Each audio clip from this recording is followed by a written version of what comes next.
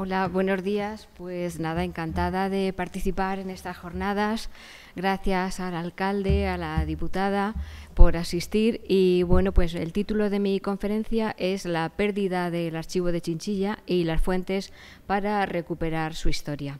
Como ha dicho el alcalde, pues la principal pérdida, el saqueo más importante que ha tenido el archivo de Chinchilla está relacionado primero con la Guerra de la Independencia en 1812, pero también con la Guerra Civil. Son dos acontecimientos que lamentablemente pues, han marcado el devenir de los archivos.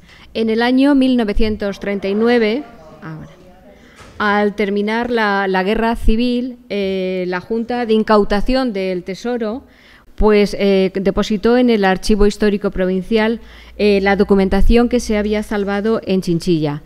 Y la documentación del pueblo pues cabía en ese folio, en esa hoja, no había más.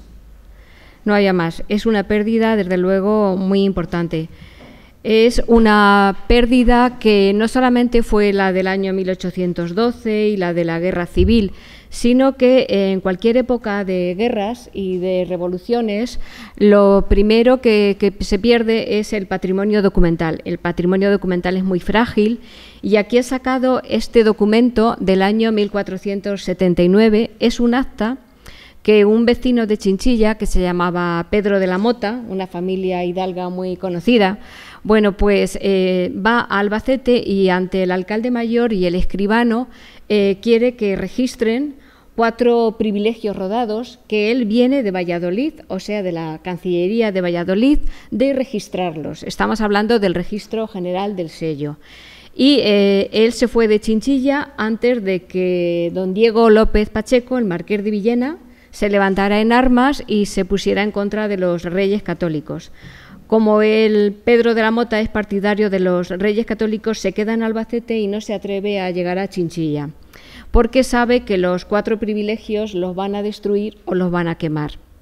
Pero el marqués coge como rehenes a su mujer y a su hija y entonces no tiene más remedio que entregarlos. Pero antes levanta acta el escribano de Albacete para que, aunque se destruyan, gracias a ese registro se puedan volver a emitir esos documentos. Esto nos habla, desde luego, de lo que es el valor del documento, de la importancia de las firmas, de los sellos, de la validación y de los registros. Este registro general del sello es muy importante, está en Valladolid, en el Archivo General de Simancas, y es muy importante para recuperar la Edad Media de Chinchilla. Este registro también está digitalizado por los archivos de la región de Murcia, y ahí no solamente se puede encontrar el índice o la descripción del documento, sino también el documento se puede leer. Son fuentes, como voy enumerando, para llegar a conocer lo perdido. El Archivo Histórico de Chinchilla lo podemos nombrar histórico porque es, junto con Alcaraz y Almansa, son archivos que son como los pioneros, porque hasta el siglo XIII no llega a haber archivos en España. Y el documento más antiguo de Chinchilla no es el de 1265, como a veces decimos, y ahora explicaré por qué, sino este que está aquí de 1277, que es del rey Alfonso X, que confirma los privilegios de exención de portazgo a los vecinos de Chinchilla. Es un documento muy pequeño que es como medio folio nada más, está escrito en pergamino, pero tiene una importancia tremenda. Esto de la exención de portazgos es lo que ayuda a que Chinchilla se pueble, tenga una serie de ventajas para que los que sean comerciantes o pobladores puedan discurrir por todo el reino de Castilla y de Aragón y no paguen impuestos. La verdad es que es curioso lo que entonces exportaba Chinchilla, porque claro, es una aldea pequeña que se segregó en el año 1261 de Alarcón, y lo que exportaba pone que es caza, salvajina. Salvajinas son los animales que cazaban los ballesteros de montes, ciervos, jabalíes, queso, lana, cuero. Es decir, es una economía eminentemente ganadera, y esto es típico de todas las zonas y de todas las ciudades y villas despobladas y con un amplio término. Bueno, pues esta es la visión de este primer documento de Chinchilla. En total tenemos en nuestra base de datos 370 registros. He puesto documentos y eso quiere decir que ahí incluyo los documentos individuales como este, los expedientes y los libros. De los libros de actas, que es el documento más importante del ayuntamiento, solamente han llegado 24 volúmenes. 24. No hay ningún siglo completo. Con lo cual es muy importante conocer qué fuentes tenemos al alcance para recuperar la historia de Chinchilla. Como he dicho antes, los archivos en la Edad Media tienen varias fases. La primera es la Alta Edad Media, que es cuando llegan los visigodos y se desmantela todo lo que es el Imperio Romano, el derecho escrito, y este pueblo, los visigodos, ellos prefieren los testimonios orales, las ordalías, los juicios de Dios, y bueno, pues desechan todo lo que es la tradición romana. Esa tradición romana se va a mantener en la Iglesia y por eso muchos archivos, los de las cortes itinerantes de la Edad Media, se van a conservar a veces en monasterios porque ellos son los encargados de escribir y también de certificar luego. Llegamos ya a partir del siglo XII-XIII, se recupera ese derecho romano, se le da valor al documento escrito, empiezan a surgir los municipios castellanos tras la Reconquista y se empiezan a guardar los documentos que perpetúan, que legitiman jurídicamente los derechos de los pueblos. Es ahí cuando Alfonso X el Sabio legisla en las partidas qué documentos son importantes que tenga un concejo. Y aquí es donde ya empezamos a ver documentos de ese primer archivo que se genera, bueno, con los documentos que se reciben y con los que se emiten, y que surge de forma espontánea, por utilidad, como surge el documento de los archivos desde la época de Mesopotamia. ¿Qué documentos dice el rey sabio que tiene que tener un archivo? Pues el libro registro, con todos los documentos que entran, y las cuentas. Después, sucesivos reyes van diciendo que hay que conservar otros libros, como el libro de fechos, que eso le corresponde al escribano, el secretario actual, elaborar todo los hechos que son importantes para los vecinos y para el municipio. Después se añaden los padrones. Los padrones deberían haber tenido desde el siglo XV un fin para el control de la población, pero los padrones más antiguos lo que tienen es un fin fiscal. Por eso se guardan padrones de alcabalas, del pedido, de la moneda forera. Luego, también a partir de una época, también los juicios del alcalde mayor también se tienen que guardar, pero es con los reyes católicos cuando surgen las primeras normas para describir y para guardar los documentos. Hay dos pragmáticas que marcan un antes y un después. Por ejemplo, la de 1500 ordena que todos los municipios tienen que tener casas consistoriales, es decir, sede del ayuntamiento con su sala de reuniones, cárcel, y además tienen que tener un arca con 3 llaves donde se guarden todos los documentos del archivo. El responsable de esas 3 llaves van a ser 3 cargos que, si los equiparamos a hoy en día, pues sería un alcalde, un regidor y el secretario. Solamente cuando están esas 3 personas con sus llaves se puede abrir el arca, porque el arca conserva esos documentos que para Chinchilla, para cualquier municipio, les supone una ventaja jurídica. No pagar impuestos es una ventaja jurídica. Tener el compromiso del rey de que nunca va a enajenar esa villa o esa ciudad y no se la va a entregar a ningún señor es una ventaja. Entonces se guarda para que eso nunca una persona ajena o extraña no pueda robar o no pueda destruir esos documentos.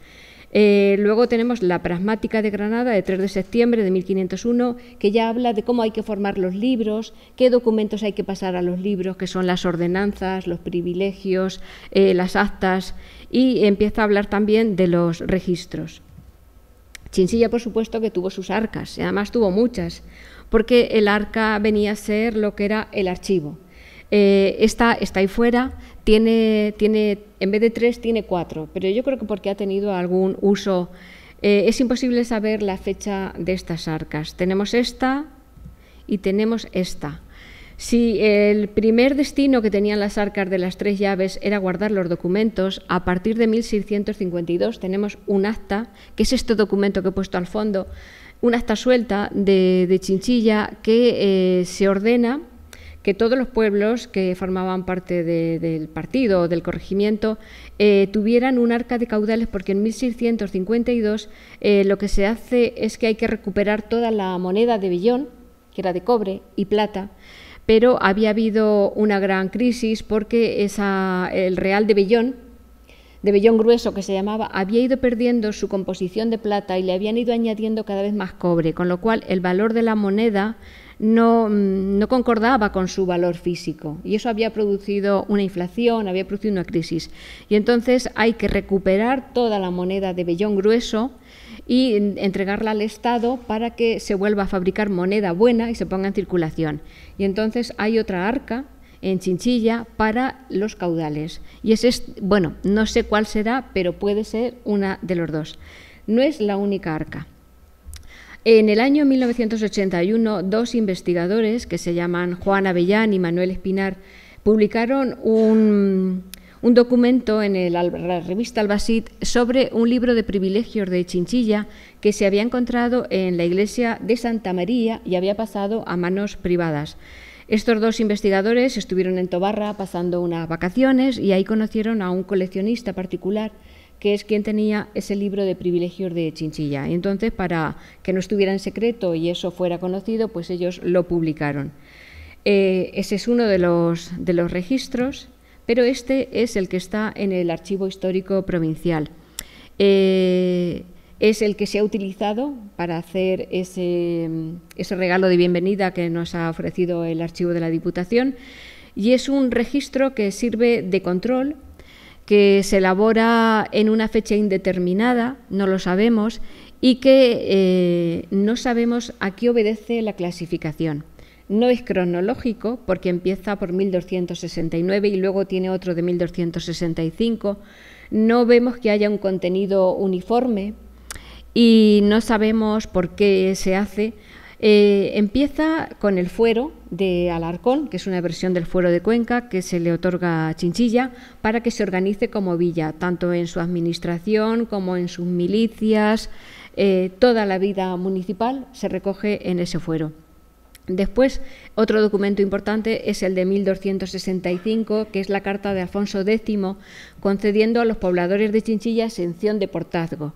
Eso además implica otra cosa. Esa exención de portazgo los vecinos la tienen que llevar documentada, tienen que llevar una carta de vecindad del ayuntamiento o del concejo, como se decía entonces, y tiene que llevar un sello, porque el sello concejil es la representación del municipio en cualquier acto civil. Es como si ahí estuviera el ayuntamiento presente. Igual que el pendón es la representación del municipio, pero en un acto militar. Como vemos, este libro registro está muy bien decorado, está en papel. Se restauró en el año 1984 porque había desaparecido ya la encuadernación. Las hojas estaban semi-incompletas. En Madrid, en el archivo, bueno, en el Ministerio de Cultura, lo restauraron reintegrándole materia y cosiéndolo y volviéndole a hacer una encuadernación en piel para que se asemejara a cómo se llamaba entonces: libro becerro, libro de privilegios, cartulario. Tenía muchos nombres estos registros. Está decorado porque es un documento solemne, recoger los privilegios de los reyes en una época tan simbólica, donde los símbolos contaban tanto como es la Edad Media, pues se decora. Los títulos se ponen en color rojo, que era el color por excelencia. De hecho, la palabra colorado y color son una misma cosa y era el color que más gustaba en la Edad Media. Los títulos, las iniciales capitales, se ponen en color rojo. Y se describe todo lo que trata el documento. ¿Qué le falta a este documento para que tenga valor jurídico? Pues que carece de los elementos de validación y de las firmas y de los sellos. ¿Para qué tiene valor? Pues tiene valor como inventario, o como, por ejemplo, llevarlo a la corte para que los reyes emitieran una confirmación de privilegios. La confirmación de privilegios era una cosa muy frecuente porque cuando moría un rey, el municipio, que tenía ya una ventaja jurídica, pues no quería perderla, y entonces mandaban a algún emisario a la corte para que el nuevo rey volviera a confirmar los privilegios. Bueno, pues como he dicho, no solamente tiene el nombre de libro becerro, también se llama libro de privilegios, registro, libro becerro, cartulario, tumbo. Y aquí he puesto una imagen de este tumbo, el tumbo menor de Castilla, que estos días es muy famoso porque este viernes se va a presentar o se ha prestado desde el Archivo Histórico Nacional a Uclés para que los ciudadanos puedan conocer este documento que es del siglo XII, es Alfonso VIII y Leonor de Plantagenet, su esposa, que le donan al maestre de la Orden de Santiago la villa y el castillo de Uclés. Bueno, pues como veis, es un registro igual que el libro de Chinchilla, pero tiene en la primera página esta decoración que es superior a la del libro de Chinchilla, pero bueno, pero tiene el mismo fin, tiene la misma letra, una letra cursiva gótica, y tiene también, como no, los adornos en rojo, que es el color por excelencia.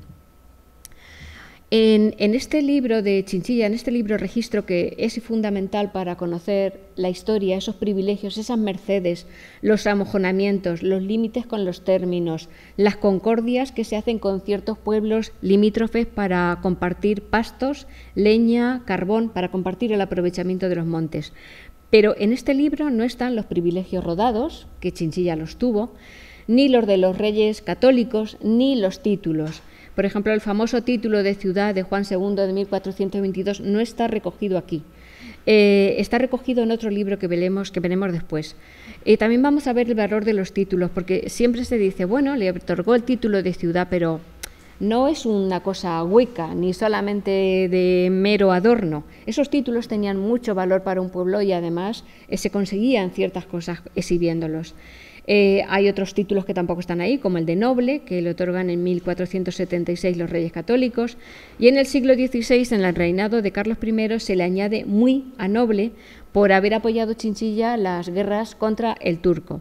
Y aquí he puesto esta foto del ábside de la catedral porque, según una conferencia que dio Luis Guillermo hace poco en Chinchilla, hablando del arte del Renacimiento, dijo que en este ábside está la fecha de 1541, que las guías de turismo atribuyen a que fue cuando Jerónimo Quijano, el arquitecto, terminó el ábside, pero no.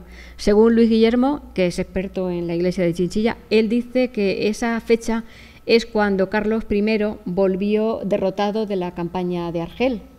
Volvió por Cartagena, pasó por Hellín, por Chinchilla, por Albacete, y bueno, pues esa fecha y el nombre de la calle que existía del Gran Turco son como conmemoración de este hecho. Esos documentos, por ejemplo, que vamos viendo, el de 1265, por ejemplo, este que tenemos aquí es de 1272, es de Alfonso X, está en el Archivo Histórico Nacional. El Archivo Histórico Nacional lo compró de un particular en una subasta con el derecho de tanteo y retracto que tiene el Ministerio de Cultura, y es del año 1272 y es de don Alfonso. Manda al comendador de Alarcón que se respete el privilegio de exención del pago de portazgo a las villas, a Jorquera, Requena, Ayora, Almansa y Chinchilla. Se presentó después en un pleito de 1420, volviendo a reincidir en la exención que tenían de impuestos. Pero es que eso era tan importante que se materializaba en estos sellos. Este sello de cera es el más famoso. Se recogió en el año 1872 porque el director del Archivo Histórico Nacional pensó hacer una colección de sigilografía, es decir, que todos los municipios de España enviasen al archivo una copia o una descripción del sello que venían utilizando.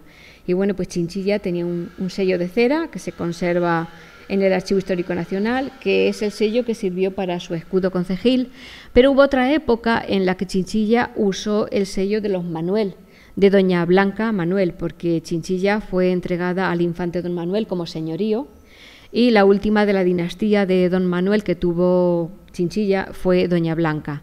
Este sello fue utilizado, tiene las armas de los Manuel, la espada alada, el león y luego el castillo por Castilla, claro.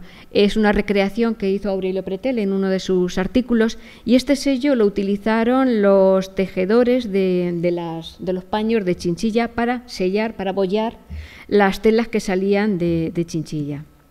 Además, en este documento del Archivo Histórico Nacional, el secretario en el año 1876, dice que este sello, dice, de armas, iban provistos los vecinos de ella, o sea, los de Chinchilla, que viajaban por la península con carruajes y recuas a vender sus mercaderías, para que no les pudieran exigir los derechos de alcabala y otros tributos, de cuyo beneficio disfrutaban estos naturales, en virtud de privilegios especiales de los reyes. También se estampaba en los pasaportes que los corregidores daban a los viajeros. Como ya vemos, la importancia del sello, del escudo, de los documentos. Y este es otro libro que por supuesto que sirve para documentar muy bien la historia de Chinchilla. Es un libro de escrituras que se restauró y se encuadernó en el año 1984. Es un libro revuelto. Aquí hay de todo, incluso algunos documentos están encuadernados al revés y no sé por qué. Las fechas extremas son 1426, 1526 y hay de todo. Libros de actas, ordenanzas, copias de privilegios, vecindades. Esos vecinos que llegaban a Chinchilla tenían que ir a inscribirse en el ayuntamiento porque si luego salían para alguna venta o algún negocio suyo, era muy importante que llevasen esa carta de vecindad. Están también las elecciones de oficios municipales, de regidores, las relaciones de hechos como fiestas o como, por ejemplo, la visita de los Reyes Católicos en el año 1488 que ha mencionado el alcalde. Hay un libro muy importante que es este del año 1842, que aquí sí que están los privilegios de los títulos que faltaban en el registro. Es un libro muy tardío que se hace para recuperar un poco legitimar los derechos que tenía Chinchilla sobre sus tierras, porque la Junta de Baldíos, que se había creado en el siglo XVII, fue una excusa que tuvieron los reyes para enajenar o para vender lo que eran baldíos, realengos, y en el año 1737 Chinchilla empieza a documentar cuáles son sus tierras, porque la corona quiere vender. Y entonces Chinchilla va documentando cuáles son sus tierras, pero hay tres hidalgos, tres nobles, uno es de la familia Barnuevo, Pérez Pastor, y otro de Peñas, que es de apellido Amores, que le ofrecen a la corona una cantidad exorbitada de reales para comprar ciertas de esas y añadirlo a sus mayorazgos. Entonces Chinchilla y Albacete se oponen porque eso sería una catástrofe para los vecinos. Y además, entre los dos, por primera vez, o bueno, una de las pocas veces que se unen y que van en concordia para conseguir algo en común. Para justificar Chinchilla qué documentos eran suyos, pues va enumerando desde aquel documento de 1269 en que se le otorga un término municipal hasta el título de ciudad que le otorga Juan II, porque lo más importante de ese título de Juan II es que se compromete el rey a que siempre va a respetar el término y la jurisdicción de Chinchilla y no la va a enajenar nunca a ningún señor. Ahí está el verdadero valor de ese título de ciudad, en que le da la ratificación y la confirmación de que siempre va a ser una villa independiente y va a tener jurisdicción sobre sí. Bueno, pues ese documento de 1737, porque Chinchilla compró en ese momento sus tierras de baldíos, se pierde en la Guerra de la Independencia. Y el ayuntamiento solicita al Tribunal Superior de Justicia, porque ya habían desaparecido los consejos reales, que le vuelva a emitir una documentación, un certificado de aquello que estaba perdido. Ellos echan manos del registro y efectivamente Chinchilla y Albacete llegan a contar con este documento que los hace dueños de su término municipal. Como digo, son 204 páginas y aquí viene relacionado todo lo que justifica la vida y la entidad del municipio de Chinchilla. La importancia de los títulos, pues según las relaciones topográficas del año 1572, en los sínodos de Cartagena, la primera de las diócesis en hablar era Chinchilla. ¿Por qué? Porque era la ciudad más antigua. Y esto, que a nosotros nos puede parecer una cosa simple, en esta época del antiguo régimen tenía mucho valor, porque si las personas privadas coleccionaban o tenían mucho prestigio gracias a los títulos que tenían, las entidades jurídicas también tenían mucho afán en recopilar títulos. Eso les daba prestigio, les daba poder. No era lo mismo ser una ciudad con el título de noble que muy noble. De hecho, toda esa recopilación de mercedes hacía que las primeras ciudades en poder hablar en las cortes del reino fueran las que tenían más títulos y más antiguas. Por ejemplo, en el año 1731, Pedro Cebrián, que hablaré de él después, dice que ateniéndose a un privilegio de los reyes católicos, el 29 de diciembre de 1739, la ciudad formó una dehesa nueva. O en el año 1821, Antonio Cano Manuel basó la capitalidad de la provincia de la Mancha Alta en Chinchilla, basándose también en esos títulos honoríficos. En 1842, Chinchilla relacionó todos los títulos para no perder los montes, baldíos, tierras de propios, como ya he mencionado.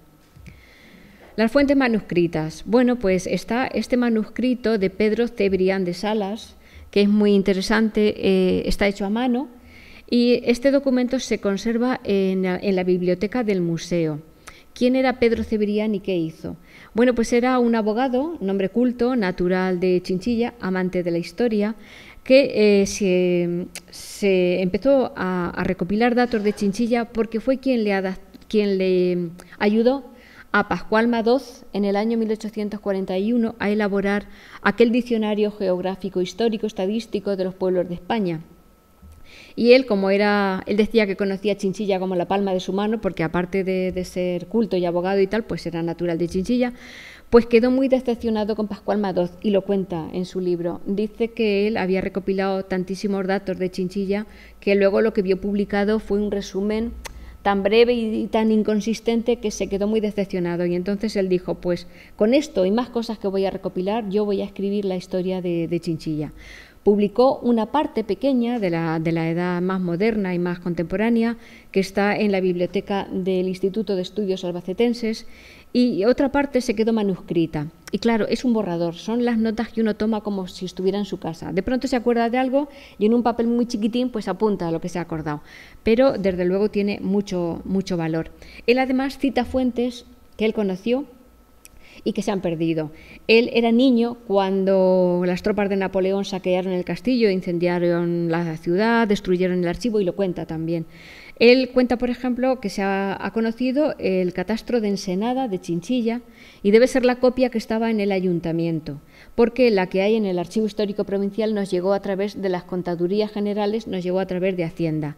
Él, por ejemplo, habla mucho de los hidalgos, de los grandes linajes, de los mayorazgos, resume todos los títulos de aquel pleito que tuvo Chinchilla con Albacete cuando Albacete amplió su jurisdicción en 2 leguas a costa de Chinchilla, todo. Y bueno, pues a mí, por ejemplo, me ha servido para conocer los hidalgos que quedaban en Chinchilla en el año 1805. Él relaciona todos los que había en una documentación que se mandó desde Chinchilla a la Chancillería de Granada. Pedí ese documento a la Chancillería de Granada y me dijeron que no existía, que ya no estaba. Así que gracias a él yo, por ejemplo, cuento con un documento para mi investigación de heráldica que me gusta mucho. ¿Qué más fuentes manuscritas? Pues, por ejemplo, las relaciones topográficas de Felipe II, que se hicieron entre 1575 y 78, y que en Chinchilla las hicieron los regidores y el arcipreste Martín de Cantos, que ellos dicen que han consultado los documentos del archivo y hacen una descripción. Tienen también cosas fantásticas, como por ejemplo la fundación por Hércules y todo eso, pero tiene muchos datos interesantes y útiles de Chinchilla. Por supuesto tenemos Pares, el portal de archivos españoles, los archivos de la región de Murcia, el archivo del Congreso de los Diputados para el trienio liberal, porque cuando se suspende la capitalidad de Chinchilla en 1822, el Estado le dice a uno de los coroneles que recoja toda la documentación y la pase a Murcia. Y desde Murcia se ve que llegó luego al archivo del Congreso de los Diputados. Por supuesto que tenemos como fuente primordial el Archivo Histórico Provincial de Albacete, donde tenemos lo que ha quedado del archivo de Chinchilla, pero dado la cercanía, rivalidad y otras veces concordia que tenía con Albacete, casi todo lo que repercute en Albacete pues también repercute en Chinchilla, y por ahí podemos lograr conseguir muchos más datos. Los protocolos notariales, por supuesto, Hacienda, los amillaramientos, los registros fiscales, justicia, la audiencia territorial, la Chancillería de Granada y luego la sección de clero. Estos son pues mi pequeña conferencia, mi aportación a las fuentes de Chinchilla y a cómo recuperar su historia. Muchas gracias.